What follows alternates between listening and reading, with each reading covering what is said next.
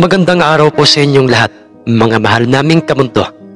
Pakinggan po natin ngayon ang isa na namang bagong kwento sa ating munting channel na ito, Mundo ng Misteryo at Kababalaghan, na ating pinamagatang Ang Albularyong Sakim, Ermitanyo laban sa albularyo. Kapag ang isang tao o isang ordinaryong nilalang ay mapagkalooban o mabiyayaan ng isang natatanging kakayahang makapagpagaling ng karamdaman ng kanyang kapwa, lalo na kung ito'y kagagawa ng mga hindi nakikitang mga nilalang at gawa ng mga manggagaway o mga mangkukulam at mambabarang, ang kakayahang maging isang albularyo o isang manggagamot, ang isang taong katulad nila'y may mga nalalamang mga orasyon, mga usal o mga dasal laban sa mga hindi nakikitang mga nilalang na sumasalbahe sa kanilang mga nabibiktima, ngunit hanggang kailan magagampanan ng isang matino at tapat sa kanyang pagiging isang manggagamot ang isang taong may gantong kakayahan? Hanggang kailan niya ipagkakaloob ang kanyang libreng serbisyo para sa kanyang kapwa? Mga mahal kong kaibigan, sa aking mga followers sa Facebook, sa aking mga subscribers sa YouTube, pakinggan po natin ngayon ang isang kwentong pangkababalaghan na sa iba'y mahirap itong paniwalaan. Pero ito'y totoong nangyayari.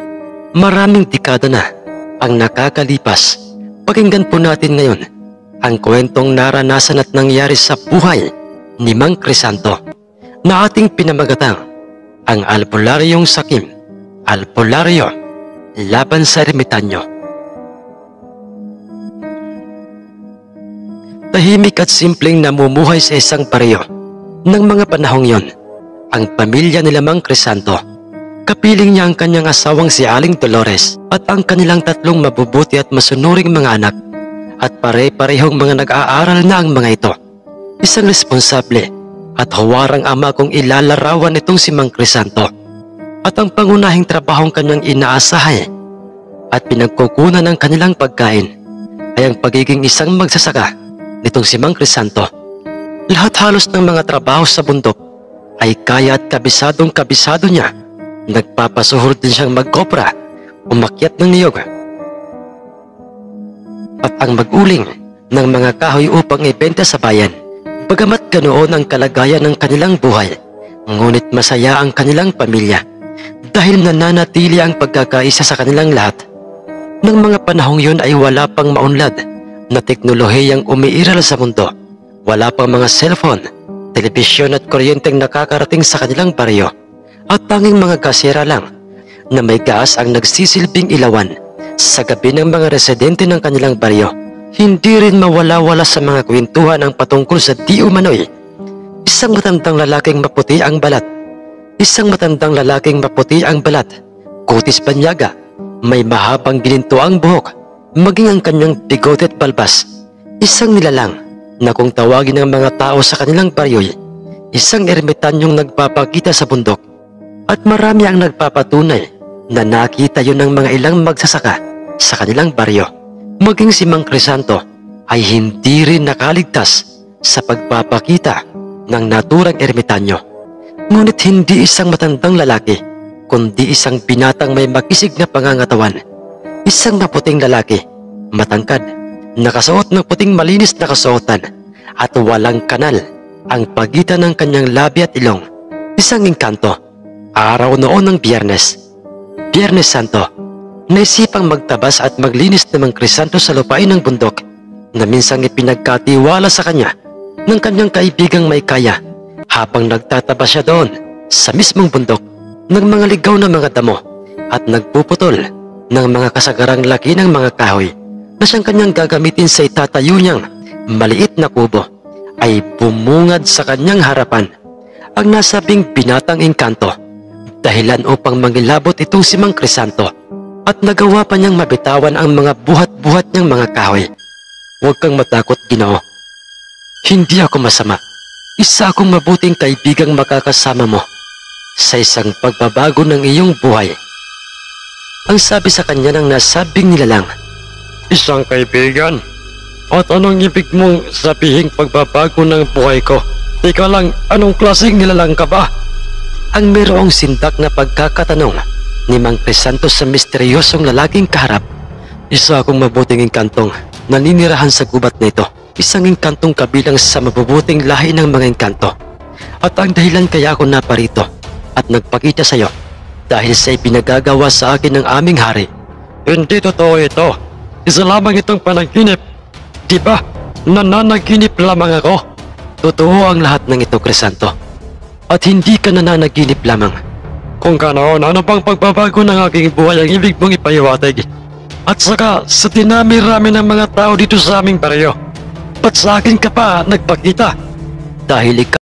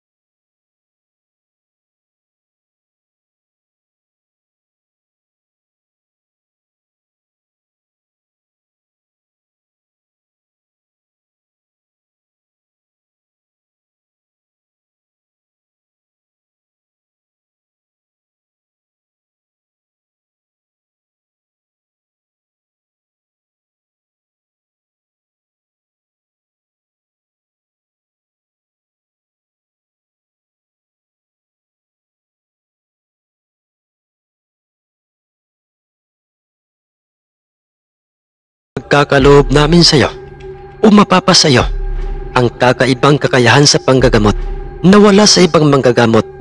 Pero ito lang ang maaaring pakatandaan mo, kaibigan. Manatili sana kung ano ang kabutihan dyan sa iyong kalooban. Huwag kang hihingi ng perang kabayaran sa bawat buhay na iyong ililigtas. Huwag kang magbabago at maging mapagmataas sa iyong kapwa. Kung magkano ang ibigay nila sa iyo at kung ano man ang mga yon, ay matuto kang makontento at maging mapagpasalamat, at wag na wag mong hahayaang iba ang magdikta sa iyong mabuting layunin bilang isang albularyo. Nanindigan si Mang Crisanto at sinabi niya sa engkantong kanyang kaharap na susundin niya ang lahat ng iyon. At do'y sinabi sa kanya ng engkantong, nakikita mo ba, kaibigan, ang punsong yon? Katabi ng malaking puno di kalayuan sa ating kinaroroonan. Kaibigang Crisanto, mamayang hating gabi, bumalik ka rito sa bundok. Gibain mo ang punsong yon, hukayin mo at kunin mo sa ilalim noon ang mga bagay na makikita mo, ang mga bagay na magagamit mo sa pagiging isang albularyo. Pagkatapos na sabihin yon ng engkanto kay Mang Crisanto, ay bigla na lamang itong naglaho sa kanyang harapan. Ganoon pa may, sinunod niya ang sinabing yon sa kanya ng engkantong yon. Muli siyang bumalik sa bundok, dala ang mga kagamitan upang bungkalin ang punso. At nang sumapit ng mag-aalas 12 ng hating gabi, gamit ang liwanag ng isang sinaunang dibateryang flashlight, pala at isang baretay, matagumpay niyang nabungkal ang punso at do'y bumungad sa kanyang paningin ng isang maliit na baol. At gawa ito sa purong bakal, at ang nilalaman ay mga papel na mayroong mga nakasulat na mga kakaibang lengguwahe. May mga larawan ng mga sinaunang mga taong nakikipaglaban sa mga mapabangis na mga hayop sa gubat, mga halamang gamot. At bukod sa mga nasabing mga papel na yon, ay meron pang maliit na libretang nakita si Mang Crisanto sa nasabing baul at isang kwintas, isang medalyon. Kaibigan, paano ko ito magagamit bilang isang albularyo? Ang kwintas na yan o isang medalyon ay ang magsisilbi mong pamproteksyon sa anumang masasamang nilalang.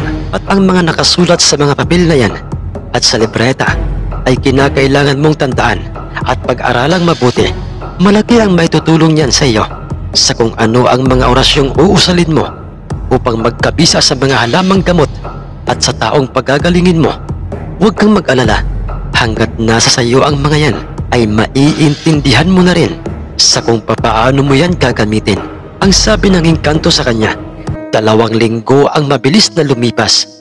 Si Tatang Francisco, na isang albularyong kilalang mahusay sa larangan ng panggagamot sa lahat ng uri ng mga sakit, at ito'y mayroong kakayahang magpalayas ng mga masasamang espiritong sumasalbahe sa kanyang mga nagiging mga kliyente ang nagkaroon ng malubhang karamdaman.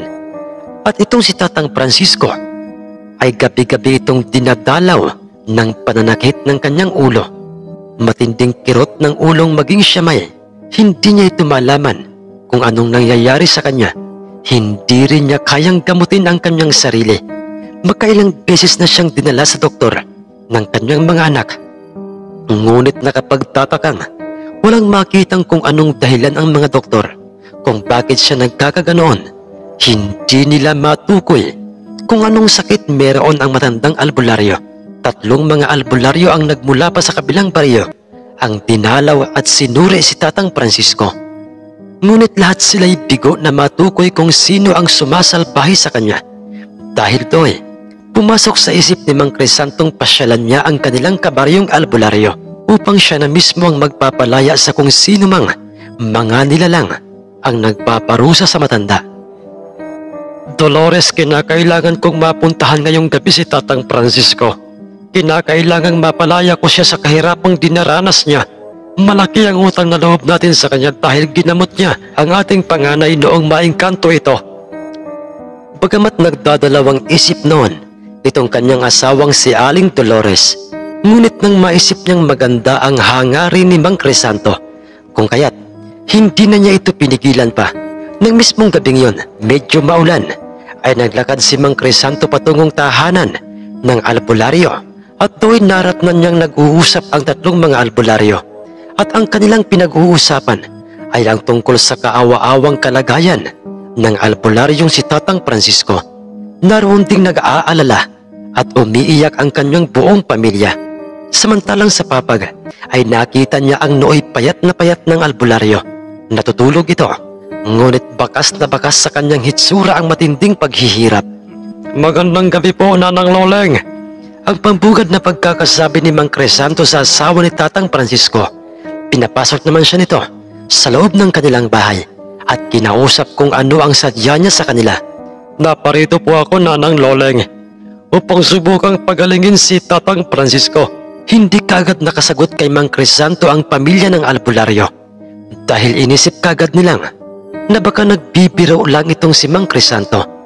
Dahil sa alam nilang wala siyang nalalaman patungkol sa pagiging isang manggagamot, pinigilan siya ng isa sa mga anak ni Tatang Francisco at pinagsabihang, Mang Crisanto, pasensya na po dahil hindi po ito ang tamang oras upang magbiro kayo. Hindi ako nagbibiro, Samuel. Totoo ang mga sinasabi ko. Susubukan kong pagalingin ang inyong ama. Magsasalita pa sana itong anak ni Tatang Francisco. Ngunit, hayaan mo siya, iyo. At huwag natin siyang pipigilan. Ang boses ng isa sa 3 matandang mga albularyong naroon, na siya namang dinugsungan pa ng isa pang albularyo. Tama. Kanina pa naming nararamdamang totoo ang kanyang mga sinasabi. Isa siyang manggagamot, isang albularyo, isang baguhang albularyo. At alam kong malakas ang kanyang kargadang kabal at mga orasyon. Tumango-tango bilang pagsang-ayon ang 2 pang mga albularyo. Kung kaya't dahil do'y binigyan nila ng karapatan na lumapit sa katawan ni Tatang Francisco itong si Mang Crisanto. Anong nararamdaman mo sa lalaking yan, Paring Abraham? Ang pabulong na pagkakatanong ng isang matandang albularyo sa kanyang katabing albularyo. Sumagot naman ito at sinabing, tama ang mga sinabi mo kanina, Paring Alfonso. Patungkol sa lalaking yan, malakas ang kanyang karga ng mga orasyon, kung kaya't malaki ang posibilidad na mapapagaling niya si Francisco. Pero ang akin lamang ipinagtataka, pare, paano at saan niya nakuha ang kanyang kalakas na kabal at mga orasyong nararamdaman ko sa kanyang presensya o pagkatao. At nang nasa tabi na ni Tatang Francisco si Mang Crisanto, ay lumuhod siya at tumingala. Ipinikit niyang marahan ang kanyang mga mata. Tumipa at umusal ng mga kakaibang mga orasyong hindi maintindihan ng pamilya ni Tatang Francisco, maging ng tatlong mga albularyo. Kasabay ng pagbigkas ng mga orasyon ni Mang Crisanto, ay siya namang bigla ang pag-alboroto ng panahon. Lumakas ang hampas ng hangin sa labas, maging ang ulan. Tumagundong ang kulog. Gumuhit ang matatalim na kidlat sa kalangitan. Diyos ka, anong klaseng kapangyarihan ito? Napakalakas ng kanyang orasyong binibitiwan dahil napapasunod niya ang panahon. Pare, siya na yata ang albularyong makakapagpagaling kay Francisco. Hindi ko inaasahang mayroong lalaking nagtataglay ng ganyang kapangyarihan, makapangyarihang mga dasal.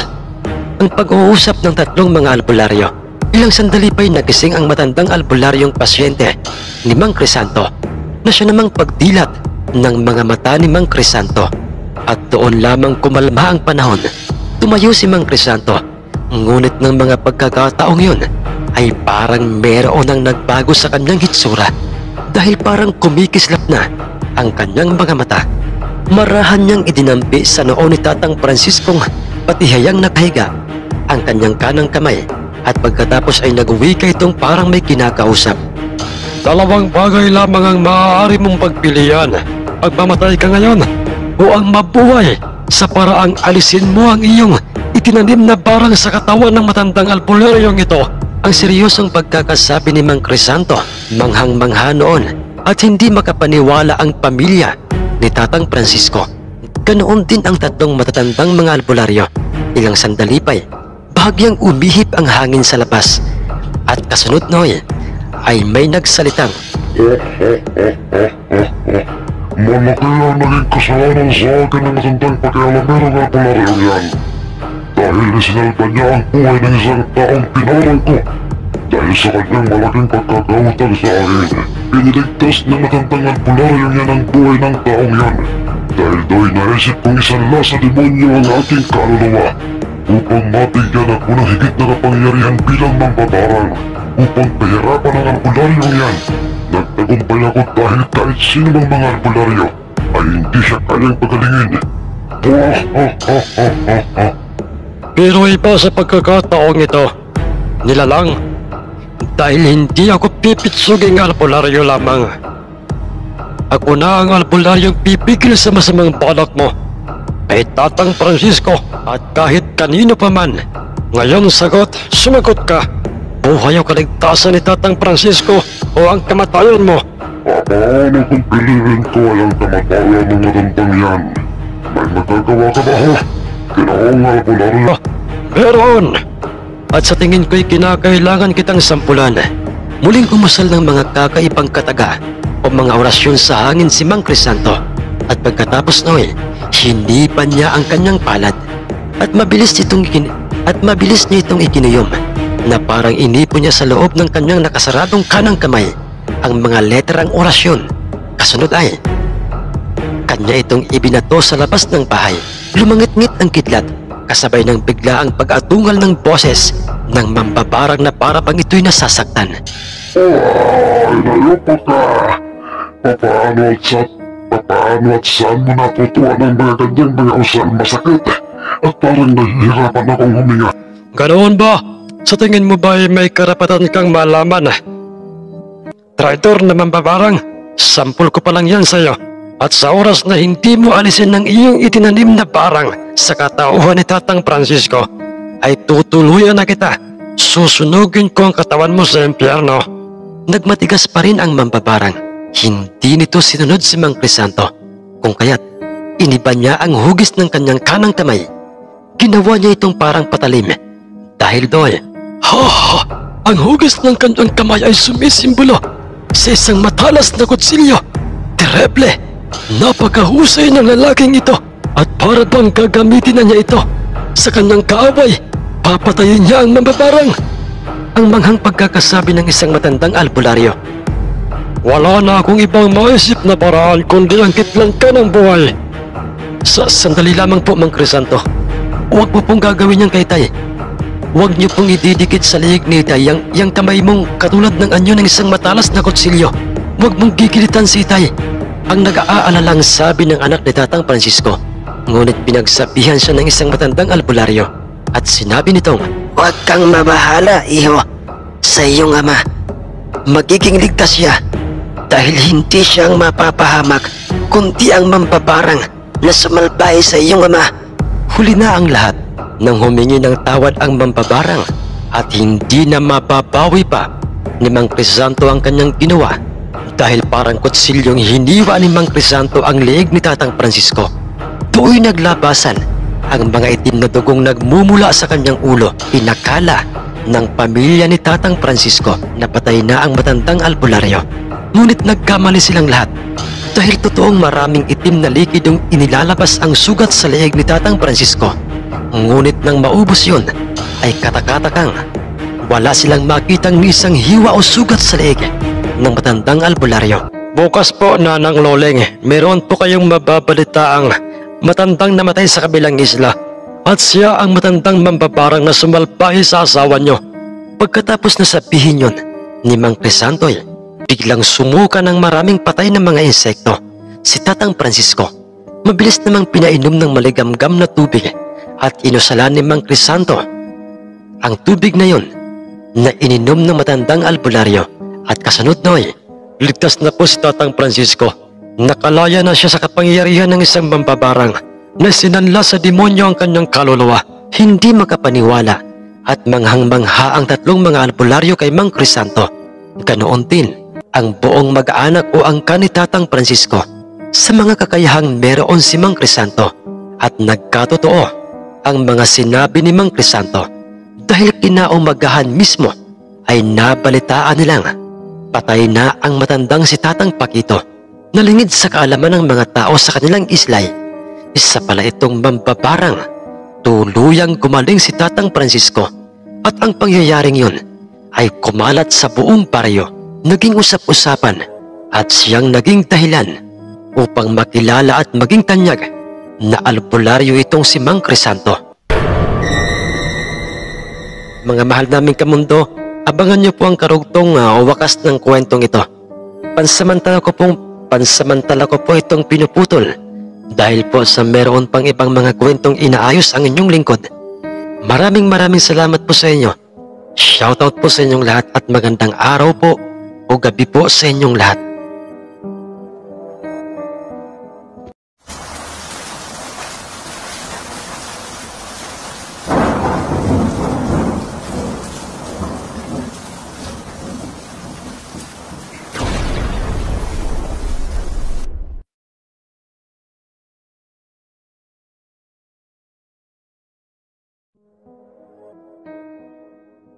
Magandang araw po sa inyong lahat, mga mahal naming kamundo. Pakinggan po natin ngayon ang pagpapatuloy at huling bahagi ng ating kwentong ating pinamagatang, ang Albularyong Sakim, Albularyo laban sa Ermitanyo. Pakinggan po natin. Maraming tinulungan at ginamot si Mang Crisanto. Ang iba'y nagmula pa sa ibang mga bayan at Maynila. Naging katulong niya ang kanyang asawa at mga anak. Wala siyang hinihinging halaga ng perang pambayad. Hindi niya pinipirahan ang kanilang nagiging pasyente. Dahil sa yun ang kanyang ipinangako sa mga engkantong nagbigay ng kapangyarihan sa kanya. Ngunit nang tumagal-tagal na'y nakaramdam na ng panghihinayang pagod ang kanyang asawang si Aling Dolores. Nagsasawa na ito sa mga ibinibigay na maliliit na halaga ng perang kusang ibinibigay ng mga napapagaling ni Mang Crisanto. Nagsasawa na ito sa mga saging, kamote at iba pang mga ibinibigay ng mga mahihirap na mga pasyente ng kanyang asawang albularyo o isang manggagamot, at pumasok sa isip niyang panahon na upang gamitin ni Mang Crisanto ang kanyang natatanging kakayahan sa panggagamot upang sila'y yumaman at makaipon ng maraming pera sa paraang naisip niyang presyuhan ang mga mayayamang pasyente ni Mang Crisanto konforme sa uri ng kanilang karamdaman At yun ay agarang isinangguni ni Aling Dolores sa kanyang asawang manggagamot. Nang unay, tumutol doon si Mang Crisanto.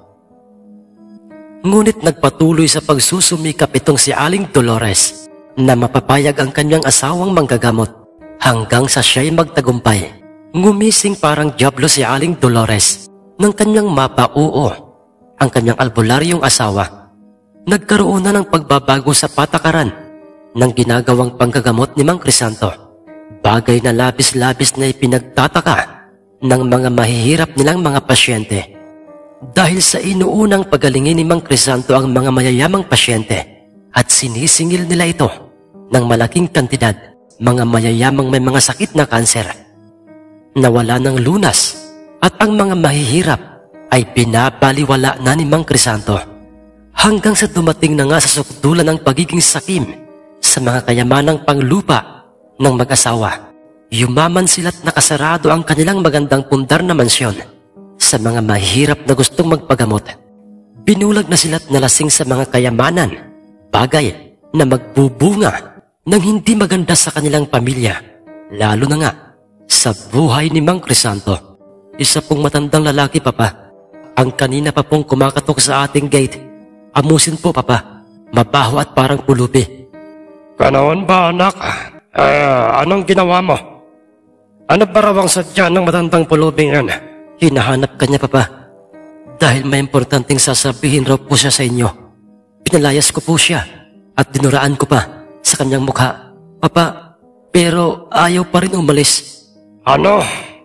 Ang ibig mo bang sabihin ay nasa labas pa rin ang ating mansyon ng pulubing yan? Kaping-kapi na! Opo, Papa. Oo, animal, teka lang. At lalabas ako. At sa oras na siya'y makita ko sa labas ay hindi ako magdadalawang isip na sipain siya't kalad ka rin palayo ng ating mansyon. Bakas na bakas sa hitsura ni Mang Crisanto ang matinding galit sa matanda. Padabog pa niyang isinara ang pintuan ng kanyang kwarto, dahilan upang magising ang kanyang asawang si Aling Dolores. At nang kanyang buksan ang gate ng kanilang mansyon, ay dooy hindi matanda ang kanyang nakita, kundi ang kanyang kinalimutan ng kaibigang engkanto. Ikaw? Ako nga, kaibigan. Kumusta na ang aking kaibigang isa ng mayamang albularyo? Kung ano man ang mga sasabihin mo sa akin ay huwag mo nang ituloy pa. Dahil nagsasayang ka lang ng oras at panahon. Hindi kita kailangan at wala akong panahon pa sa'yo. Tatalikod na sana sa binatang engkanto si Mang Crisanto upang pumasok na sa loob ng gate ng kanyang mansyon. Ngunit, hindi ka nakinig sa aking mga ibinabala sa iyo. Sa halip ay mas pinakinggan mo ang ibig ng iyong asawa. Kaya naman ay napapanahon na upang bawiin ko sa iyo ang iyong kakayahang maging isang natatanging albularyo. Sa inis ni Mang Crisanto sa engkanto ay muli niya itong hinarap upang sumbatan. Ngunit naglaho na lamang itong bigla sa kanyang paningin. Magdamag na hindi nakatulog si Mang Crisanto dahil masyado siyang nag-alala sa mga sinabi sa kanya ng engkanto. Natatakot siyang bawiin sa kanya ang kanyang kakayahang magpagaling ng mga taong may karamdaman, hanggang sa nabuo sa kanyang isip na umahon ng bundok kung saan niya nakita ang binatang engkanto. At doy, kung kinakailangang magdoos tayo, engkanto, ay gagawin ko. Huwag ka lang magtagumpay na bawiin sa akin ang mga kakayahing ibinigay mo. Hindi ka naman siguro bata para bawiin pa ang laruang matagal mo nang ibinigay sa akin. Ang sabi ni Mang Crisanto sa kanyang sarili, at nang siya'y makarating na nga sa bundok, ay hindi ang binatang engkanto ang kanyang nakita roon, kundi ang nooy matagal nang usap-usapang eremitanyo na nagpapakita sa kanilang bundok. Ang bubungad sa kanya, isang matandang lalaking mayroong malagintong buhok, bigote at balbas, maputi at parang banyaga. Ikaw sino ka? Isa ka bang ermitanyo? Oo, at kaya ako nagpakita sa iyo ay upang bawiin na ang mga kakayahan nasa sa iyo. Hindi ka nakarapat-dapat sa mga yan. Tanda! Kung ipagpipilitan mo ang gusto mo ay pagsisisihan mo. Dahil magkaganap ngayon ang ating banggaan. Ang banggaan ng ermitanyo laban sa albularyo. Sa ayaw at sa gusto mo ay papawiin ko na sa iyo ang mga yan. Umusal kaagad ng walang pagdadalawang isip sa hangin si Mang Crisanto ng mga orasyong pamproteksyon sa kanya. Kinapa niya ang kanyang medalyon sa kanyang leeg. Ngunit, nasaan ang medalyon ko? Ito na. Ito. Nasa kamay ko na ang hinahanap mo. Hindi mo na ito pag-aari sa ngayon. Ibalik mo sa akin yan, inayopa ka. Papatayin kita. Pinunot ni Mang Crisanto ang kanyang matalas na itak na nakasukbit sa kanyang tagiliran. Iniumang niya ito kaagad sa ermitanyo. Dahil wala nang bisa ang mga orasyong binibigkas niya sa hangin. Ngunit nang lumapit siya sa ermitanyo upang ihataw ang kanyang matalas na itak, ay do'y nagtaka si Mang Crisanto. Dahil, paano lumalayo ka sa akin nang hindi mo iginagalaw ang iyong mga paa? Sa halip ay nakalutang ka pa sa are. Hindi lamang ang medalyong ito ang nasa akin, kundi pati ang mga ito. Ano? Paano nasa sayo ang mga papel na yan? At ang libreta? Itinago ko na yan sa aming silid. Wala ka nang magagawa pa ngayon, Crisanto. Magmula ngayon, kahit pa nasa sayo ang mga ito, kahit pa kabisado mo na ang mga orasyon, nakapaloob sa mga ito, dahil naging masama ka, hindi ka na kontento sa kung anong meron ka. At iyon ay pagbabayaran mo at ng pamilya mo. Pues animal ka, Ermitanyo. Kung hindi ka maabot ng talim galing sa aking atalas na itak, pues ito ang bala nitong aking baril. Ang puputas dyan sa katawan mong amoy lupa. Hindi nagtagumpay si Mang Crisanto sa kanyang masamang binabalak sa matandang ermitanyo dahil hindi pumutok ang kanyang maiksing dalang baril. At nang muli niyang ibinaling ang kanyang paningin sa ermitanyo, naging isa na nga ito. Ikaw ang ermitanyo at ikaw ay iisa? Paano? Oo, Crisanto. Matagal na kitang binamatyagan noon dito sa bundok na ito. Akala ko ba ay iba ka sa lahat, pero nagkamali ako. Isa ka rin palang mapaghangad sa mga kayamanang panglupa. Naging masama ka pa sa iyong kapwa. Paalam, Crisanto.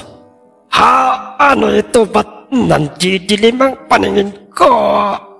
Tuluyang nawala ng malay si Mang Crisanto at isa sa kanyang kababaryong magsasaka ang nakakita sa kanya at tumawag ng kanyang mga kasamahan upang siya'y dalhin sa hospital.